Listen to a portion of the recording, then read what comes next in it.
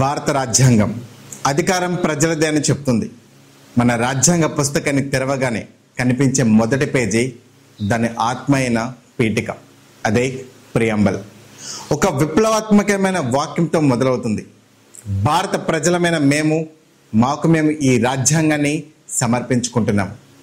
ఈ ఒక్క వాక్యం వేల సంవత్సరాల రాచరిక వంశ పారంపర్య పాలనకు చరమగీతం పాడింది.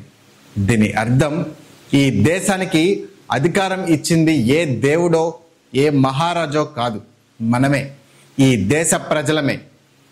ఇదే ప్రజా సార్వభౌమాధికారం, పాపులర్ సావర్నిటీ అనే సిద్ధాంతం.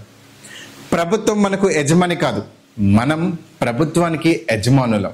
ఆర్టికల్ 326 ప్రకారం మనం ఎన్నుకునే ప్రతినిధుల ద్వారా ఈ అధికారాన్ని చలాయిస్తాం.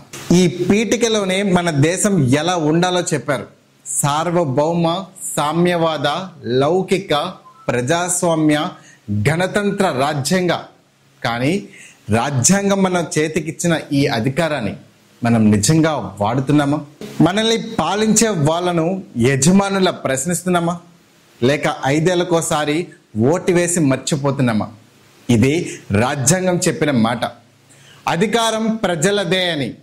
మరి మనుస్మృతి అధికారాన్ని ఎవరి చేతిలో పెట్టింది? దాని ప్రకారం శాసనకర్త ఎవరు? ఆ రెండో పుస్తకం ఏం చెప్తుందో కూడా చూద్దాం. మనుస్మృతి ప్రకారం చట్టానికి, అధికారానికి మూలం ఎవరు? మనుస్మృతి ప్రకారం చట్టానికి మూలం అఖిల వేదం. అధ్యాయం 2 శ్లోకం 6లో ఇలా చెబుతుంది: వేదోక్కిలో ధర్మ మూలం. అంటే ధర్మానికి అంతటికి మూలం వేదమే. వేదం దైవ నిర్మితం కాబట్టి ధర్మం కూడా దైవికమే, మనుషులు సృష్టించింది కాదు. మనుస్మృతి మొదటి అధ్యాయంలో ఈ ధర్మాన్ని స్వయంగా బ్రహ్మయే మనువుకు ఉపదేశించాడని చెప్పబడింది.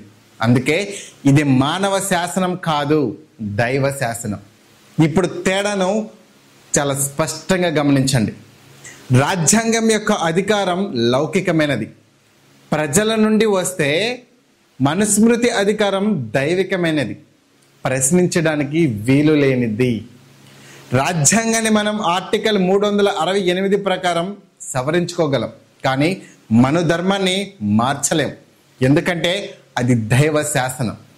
ఒకటి మనల్ని చట్టానికి యజమానులుగా చేస్తే, మరొకటి మనల్ని ఆ శాసనానికి బద్దులుగా కేవలం అనుసరించే వారిగా మాత్రమే చేసింది.